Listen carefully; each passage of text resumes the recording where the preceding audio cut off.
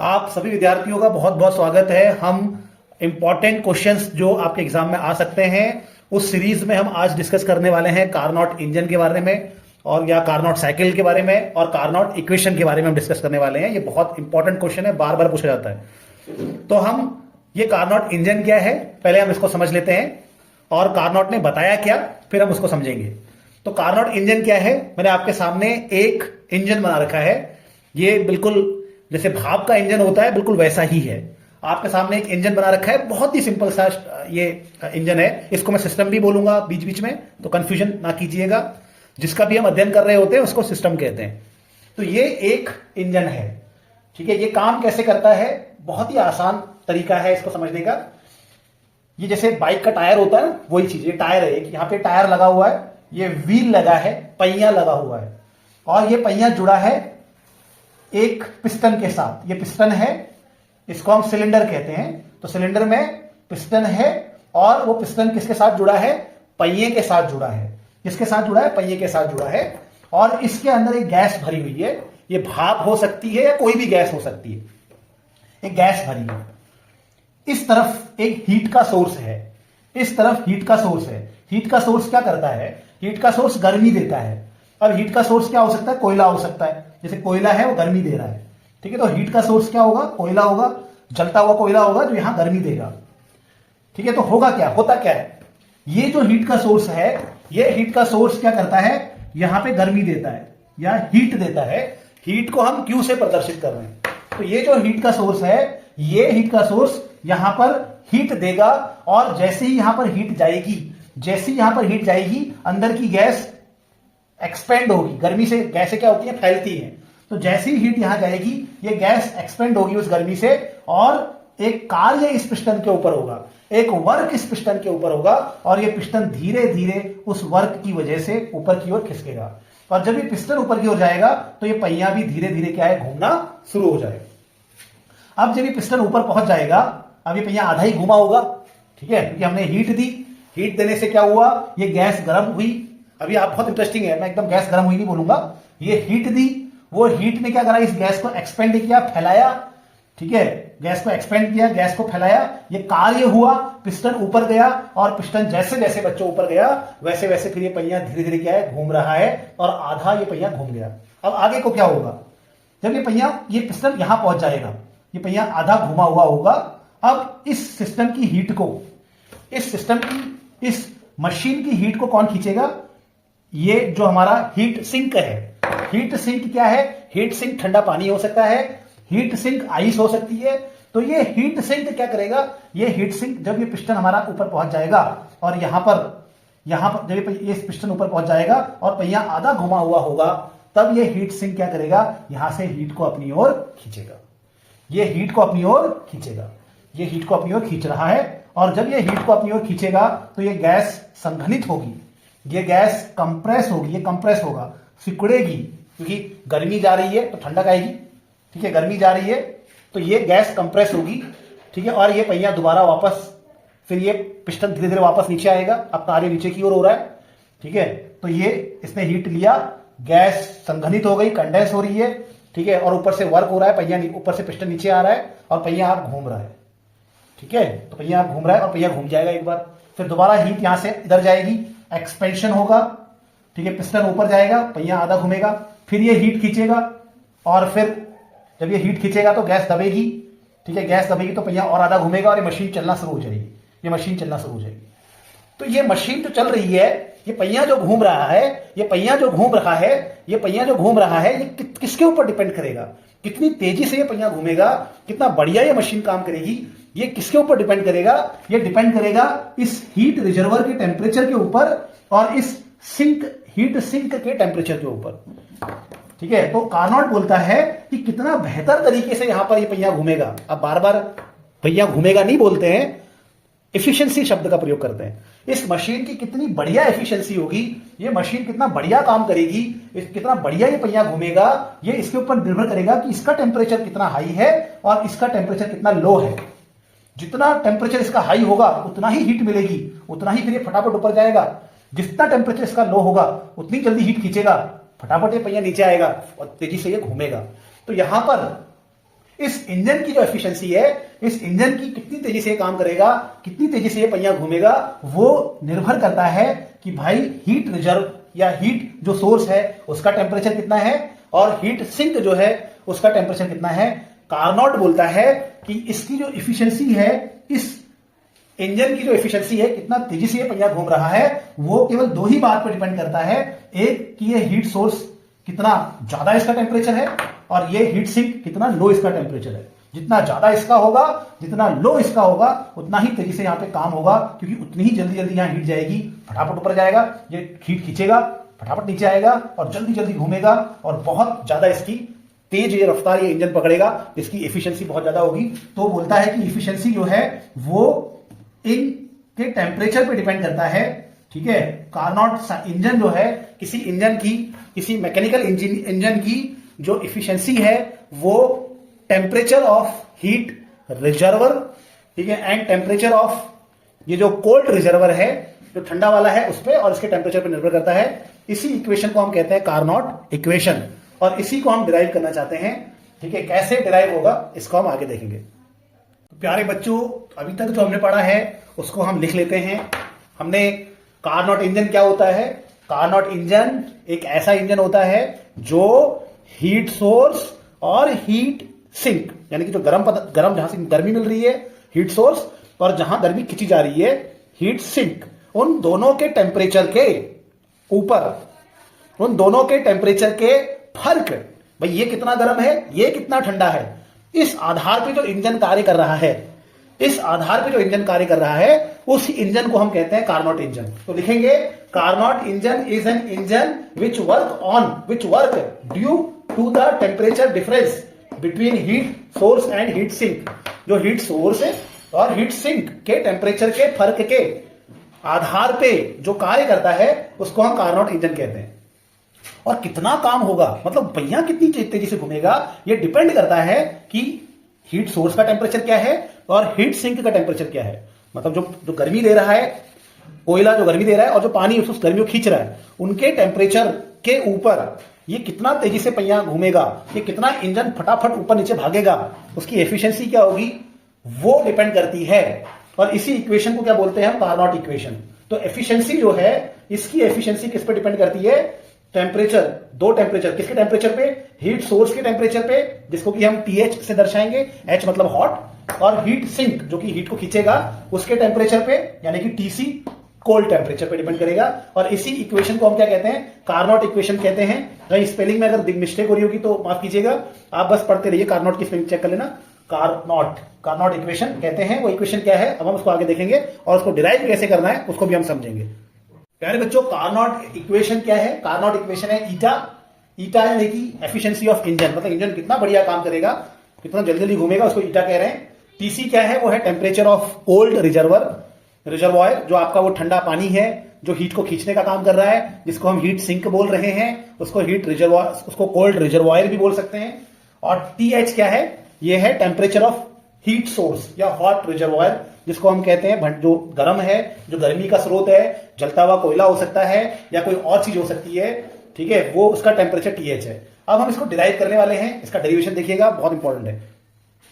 बच्चों, जो Carnot equation है उसको डिराइव करने के लिए अभी जो मैंने आपको इस वीडियो के स्टार्टिंग में जो मैंने इंजन दिखाया, जहां मैंने कहा कि एक हीट का सोर्स होगा, वो अपनी हीट देगा, फिर उससे वो इंजन आपका एक्सपेंड होगा, एक्सपेंशन होगा, फैलेगा, गैस फैलेगी उसके अंदर, फिर वो पिस्टन ऊपर जाएगा, ऊपर जाके वो उस टायर को घुमाएगा, आधा घुमाएगा, फिर उस हीट को कौन लेगा?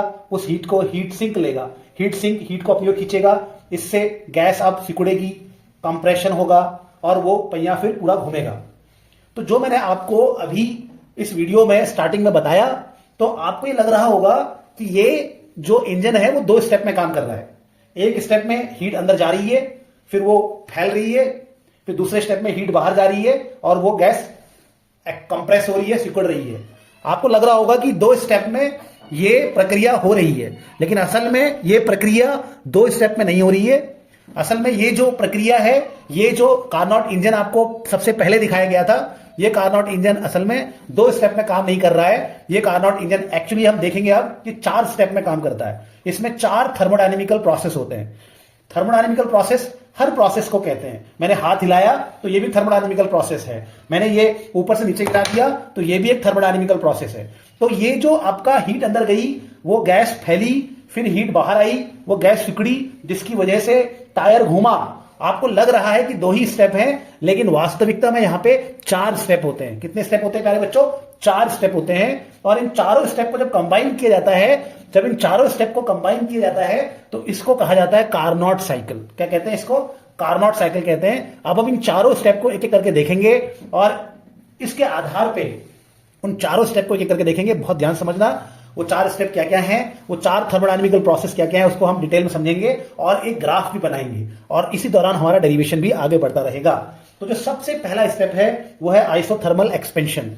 ये आइसोथर्मल एक्सपेंशन है क्या, इसको अब हम समझने की कोशिश करते हैं। मैं बोर्ड मिटाता हूं, फिर आगे बढ़ता हूं। तो प्यारे बच्चों, अब देखेंगे हम कि जो पहला स्टेप है वो है आइसोथर्मल एक्सपेंशन का। पहला स्टेप क्या है? Isothermal expansion. अभी पूरा डिटेल में समझेंगे ये क्या होता है, क्यों इसको आइसोथर्मल कहा गया है, इसको समझेंगे। तो जो हमारा इंजन था उसको देखो एक बार दोबारा। ये मेरा सिलेंडर था, इस सिलेंडर में मेरी गैस भरी है, फिर ये पिस्टन है, और ये पिस्टन ये जुड़ा हुआ है किसके साथ? टायर के साथ जुड़ा है। और यहां मेरा क्या है? हीट सोर्स है। मैं अभी ये हीट सिंक वाला नहीं दिखा रहा हूं, हीट खींचने वाला नहीं दिखा रहा हूं। तो जो पहला स्टेप है उसमें क्या होता है, जो पहला स्टेप है उसमें क्या हो रहा है कि ये जो हीट है, ये जो हीट सोर्स है, ये जो जलता हुआ ईंधन है, ये जो जलता हुआ कोयला है, भैया ये अपनी हीट दे रहा है किसको? ये अपनी हीट इस गैस को दे रहा है। तो हीट सिस्टम के द्वारा ली जा रही है। यहां पे लिखा है देखो, हीट, इसको नोट्स, ये नोट्स हैं, ऐसे ही लिखना है आपने। तो heat taken by the engine. किसने हीट ले ली? इंजन ने हीट खींच ली। अब उस हीट को लेने के बाद होता क्या है?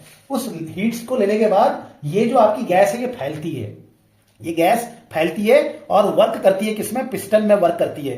पिस्टन को धकेलती है ना ऊपर, धकेलने को वर्क कहते हैं भाई। तो ये हीट जो यहां से ली गई है, उस हीट से क्या हो रहा है? उस हीट से वो गैस फैल रही है और वर्क कर रही है किसके ऊपर? पिस्टन के ऊपर वर्क कर रही है, ठीक है। और पिस्टन ऊपर जा रहा है, तो वही लिखा है, heat taken by the engine which result expansion. Expansion मतलब फैलना, गैस फैल रही है और पिस्टन ऊपर की तरफ मूव कर रहा है, ठीक है। अब जो बहुत ही इंटरेस्टिंग बात है, जो हीट यहां ली जा रही है ना बच्चों, जो हीट यहां ली जा रही है वो कहां खर्च हो जा रही है? वो पिस्टन को ऊपर धकेलने में खर्च हो जा रही है। तो हीट जो अंदर ली जा रही है वो हीट पिस्टन को ऊपर धकेलने में खर्च हो जा रही है, वर्क में चेंज हो जा रही है। तो जो हीट अंदर ली जा रही है उससे क्या हो जा रहा है? एक प्रकार से वर्क हो जा रहा है। इसको वर्क इंटरनल इसमें लिखा है, INT मतलब इंटरनल। तो जो हीट अंदर ली जा रही है वो हीट वर्क में कन्वर्ट हो जा रही है। इसको मैं वैसे एक्सपेंशन लिखूं तो और बेटर है, तो यहां पे आप एक्सपेंशन भी लिख सकते हैं। तो जो हीट ली जा रही है वो हीट किस में कन्वर्ट हो जा रही है? वर्क में कन्वर्ट हो जा रही है। इसी वजह से हीट जो अंदर गई वो वर्क में कन्वर्ट हो गई। वो हीट ने गैस को फैलाया और गैस ने वर्क किया, तो वो हीट जो अंदर गई वो तो वर्क में कंज्यूम हो गई। इसी वजह से उस हीट की वजह से गैस का टेम्परेचर नहीं बदलता है। क्यों नहीं बदला टेम्परेचर? गर्मी देने से तो टेम्परेचर बदलता है, तो गर्मी देने से यहां टेम्परेचर क्यों नहीं बदला? हीट रिजर्वर ने, हीट से सोर्स ने तो हीट दी, तो उससे तो टेम्परेचर बढ़ना चाहिए। तो टेम्परेचर क्यों नहीं बढ़ा?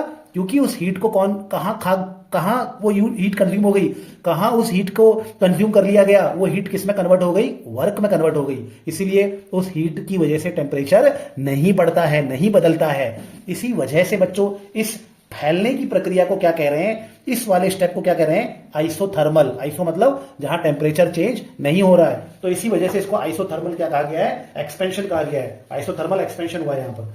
अब बेटा हमेशा ध्यान रखना, ये रट लो आप, कि जब भी, क्योंकि हीट अंदर गई और वर्क में चेंज हो गई, तो यहां इंटरनल एनर्जी में चेंज नहीं होता, इंटरनल एनर्जी 0 रहती है। हीट अंदर गई, वर्क में कन्वर्ट हो गई, तो हीट ने इंटरनल एनर्जी में बदलाव नहीं किया। आपने खाना खाया, तुरंत काम कर दिया, तो आपके शरीर को कुछ मिला नहीं। आपने खाना खाया, तुरंत काम कर दिया, तो आपका वजन बढ़ा नहीं, आपके शरीर को कोई ऊर्जा नहीं मिली। आपने खाना खा के काम कर दिया, कोई एनर्जी नहीं मिली। वही बात यहां पर भी हो रही है। तो जो हीट दी वर्क में कन्वर्ट हो गई, तो अंदर कोई ऊर्जा नहीं बढ़ी, तो यहां आंतरिक ऊर्जा में परिवर्तन, यहां इंटरनल एनर्जी में चेंज क्या होता है प्यारे बच्चों? 0 होता है। उसको हम ऐसे भी लिखते हैं, क्योंकि हीट चेंज 0 है, क्योंकि टेम्परेचर, हीट चेंज नहीं, क्योंकि टेम्परेचर चेंज यहां पे 0 हो रहा है। हीट दी, वर्क में बदल गई, इसलिए यहां टेम्परेचर चेंज नहीं हुआ, क्योंकि हीट तो पूरी वर्क में चेंज हो गई। कुछ उसको मौका ही नहीं मिला टेम्परेचर चेंज करने का, तो टेम्परेचर चेंज 0 है। और हम जानते हैं इंटरनल एनर्जी का सूत्र याद रखना बेटा, इंटरनल एनर्जी का ये बहुत इंपॉर्टेंट सूत्र है एन सीवीडीटी, याद कर लो, delta U equal to N CvdT. Cv होता है heat capacity at constant volume, तो delta U equal to N CvdT. Delta H होता तो एन सीपीडीटी होता, ये सीपी हो जाता। डेल्टा एच होता तो एच मतलब एंथैल्पी, और ये है इंटरनल एनर्जी। तो इंटरनल एनर्जी बराबर होता है एन सीवीडीटी। तो अगर हमारा dt 0 हो गया तो प्यारे बच्चों इंटरनल एनर्जी भी क्या हो जाएगी, 0 हो जाएगी। ऐसे भी हम इसको समझते हैं। वैसे तो शब्दों में तो बड़ा आसान है, हीट अंदर गई कार्य में परिवर्तित हो गई, हीट अंदर गई वर्क में चेंज हो गई, ना टेम्परेचर में कोई बदलाव किया ना इंटरनल एनर्जी में कोई बदलाव किया। ठीक है, तो जहां टेम्परेचर में कोई बदलाव नहीं होता वहां इंटरनल एनर्जी में कोई बदलाव नहीं होता, तो सारी की सारी हीट किस में कन्वर्ट होगी, वर्क में कन्वर्ट होगी। ठीक है, और यहाँ पर वॉल्यूम कहां से कहां चेंज हुआ बेटा, वॉल्यूम यहाँ पर बढ़ गया ना, क्योंकि जब हीट अंदर गई गैस फैली तो उसका आयतन परिवर्तित हो गया, उसका आयतन बढ़ गया, उसका वॉल्यूम बढ़ गया, और उसका वॉल्यूम हो गया V1 से V2।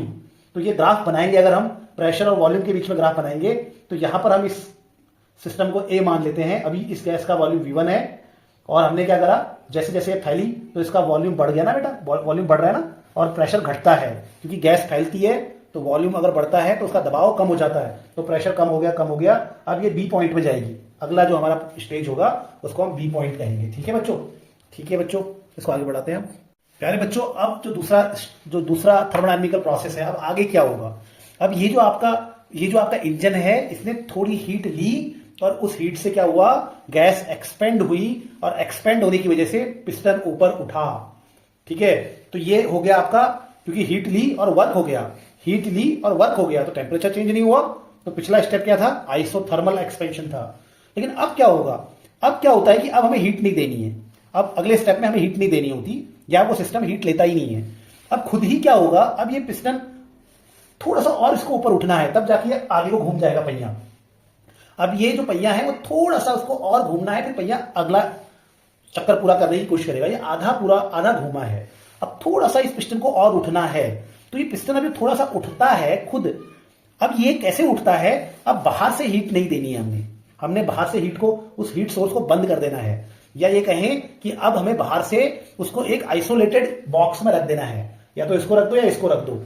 अब हमें हीट नहीं देनी है। अब ये उठेगा कैसे फिर ऊपर, अभी तो भाई पहिया घूमना है ना, अभी तो थोड़ा सा ही घूमा है, अभी थोड़ा और घूमेगा तब आगे आधा चक्कर पूरा करेगा। तो ये पिस्टन ऊपर अब उठेगा कैसे। अब इस स्टेप में क्या होता है कि जो अंदर, क्योंकि हीट हम नहीं दे रहे हैं, जब हीट नहीं देते हैं तो उसको कहते हैं एडियाबैटिक प्रोसेस। तो यहां हीट नहीं दे रहे हैं तो एडियाबैटिक हो गया, और उठना है यानी कि गैस को फैलना है, इसलिए एक्सपेंशन हो गया। तो ये स्टेप एडियाबैटिक एक्सपेंशन है। अब इस एडियाबैटिक एक्सपेंशन में आखिर होगा कैसे, भाई हीट तो दे नहीं रहे, तो कार्य होगा कैसे, पिस्टन उठेगा कैसे ऊपर और पहिया घूमेगा कैसे। तो ये पिस्टन कैसे उठता है, जो इंटरनल एनर्जी है, जो आंतरिक ऊर्जा है, आंतरिक ऊर्जा को यूज करती है गैस, ठीक है, अपने आप को फैलाने के लिए। ठीक है, अपनी अंदर की ऊर्जा को गैस क्या कर रही है, अब यूज कर रही है, किसको फैलाने के लिए, वर्क करने के लिए। तो यहां पर कोई हीट नहीं दी जा रही है, इसलिए एडियाबैटिक है। तो यहां पर ये पिस्टन अब आगे घूमेगा कैसे, उठेगा कैसे, तो जो इंटरनल एनर्जी है उसको यूज कर रहा है सिस्टम, क्या करने के लिए, वर्क करने के लिए। ठीक है, तो थोड़ा आपने हीट देके उठा दिया, थोड़ा उसने अपने अंदर की ऊर्जा को यूज किया। तो पहले स्टेप में अपने अंदर की ऊर्जा यूज नहीं की, पहले स्टेप में हीट लिया, हीट से वर्क किया। अब और थोड़ा ऊपर उठाने के लिए, अब तो हीट नहीं मिल रही, तो अब ऊपर कैसे उठाएगा, अब वो अपनी इंटरनल एनर्जी को, अपनी आंतरिक ऊर्जा को यूज करेगा और धकेलेगा ऊपर, इसको धकेलेगा ऊपर। तो अपनी इंटरनल एनर्जी का यूज करेगा क्या करने के लिए, वर्क करने के लिए। क्योंकि वर्क यहां पे हो रहा है तो इसलिए माइनस लगाया जाता है। जब भी हम कोई काम करते हैं हम थक जाते हैं, इसलिए हमारे काम करने की क्षमता माइनस में आती है। तो यहां पर इंटरनल एनर्जी किसमें कन्वर्ट होगी, वर्क में कन्वर्ट होगी। एक और बड़ी इंटरेस्टिंग बात है, उससे पहले वाले स्टेप में जो टेम्परेचर था वो तो कांस्टेंट था, तो टेम्परेचर क्या लेके चलेंगे हम, टेम्परेचर हम इसका लेके चलेंगे, TH। टेम्परेचर, इसका टेम्परेचर क्या है, TH है। तो यहां पर पूरा टेम्परेचर क्या रहेगा, जो इससे अभी हमने पहला पढ़ा ना स्टेप, आइसोथर्मल जो एक्सपेंशन हम कर रहे थे वहां पे टेम्परेचर कांस्टेंट था। तो टेम्परेचर फिर लेना क्या है, अगर हम कहीं टेम्परेचर लेंगे तो कांस्टेंट टेम्परेचर किसका लेंगे, मतलब फिक्स टेम्परेचर किसका होगा, तो वो हमने लेना है किसका, ये जो हमारा हीट रिजर्वर है इसका टेम्परेचर लेना है TH, ये लेना है। ठीक है, तो यहां पर ये TH है। लेकिन यहां पर क्या होगा, क्योंकि इंटरनल एनर्जी यूज हो रही है, बहुत ध्यान समझना, इंटरनल एनर्जी यूज हो रही है, तो इसीलिए वो अपनी आंतरिक ऊर्जा को धक्का मारने के लिए, वर्क करने के लिए यूज कर रहा है, इसलिए गैस का टेम्परेचर घटेगा। तो यानी कि अब तक जो टेम्परेचर था हीट रिजर्वर की वजह से जो टेम्परेचर था TH, अब वो बदल जाएगा, वो घट जाएगा और वो TC हो जाएगा। TC क्यों कहा गया है? क्योंकि अब कहानी किसकी ओर मुड़ जाएगी? हीट सिंक की ओर मुड़ जाएगी। अब कहानी हीट सिंक की ओर मुड़ जाएगी और उसका टेम्परेचर क्या है? TC है। तो इसीलिए अब टेम्परेचर घट गया, गैस ने अपनी आंतरिक ऊर्जा का प्रयोग किया धकेलने के लिए, तो गैस का टेम्परेचर डाउन होगा, वो थकेगी गैस, अंदर से उसकी गर्मी कम होगी, तो उसका टेम्परेचर डाउन होगा। टेम्परेचर अब कहां से कहां पहुंचेगा? TH से कहां शिफ्ट हो जाएगा? TC की ओर शिफ्ट हो जाएगा। ठीक है, तो टेम्परेचर डिक्रीज हो रहा है TH से TC की ओर। और यहां पर क्योंकि भाई गैस फैल रही है ना प्यारे बच्चों, तो गैस फैल रही है तो यहां पर वॉल्यूम बढ़ेगा। और ग्राफ कैसा बनेगा प्यारे बच्चों? ग्राफ बनेगा, वॉल्यूम बढ़ेगा, तो मैं इसको बी को ऊपर लिख लेता हूं प्यारे बच्चों। तो यहाँ वॉल्यूम बढ़ा, ये वॉल्यूम बढ़ रहा है ना, इधर को वॉल्यूम बढ़ रहा है। वॉल्यूम जब बढ़ेगा तो प्रेशर प्यारे बच्चों घटेगा, तो यहाँ V3 हो गया और ये हो गया हमारी C कंडीशन। अब C कंडीशन में चलते हैं। ठीक है, वीडियो को अब इसको इरेज करेंगे और फिर हम आगे बढ़ेंगे।